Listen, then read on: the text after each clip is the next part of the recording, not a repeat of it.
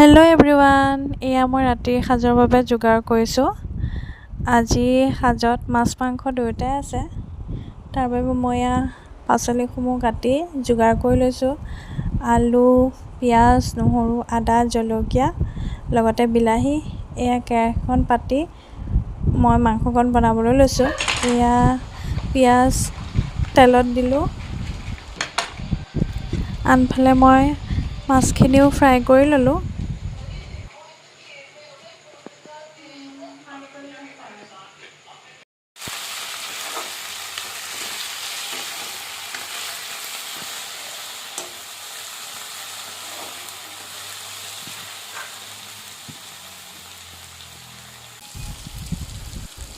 এয়া ভাজি থোৱা মাছ দি লৈ গৰম পানী দি উতলালোঁ। আনফালে মই এয়া মাংসকণো বনাই আছোঁ। অলপ পিছতে আমাৰ খাব ৰেডি হৈ যাব।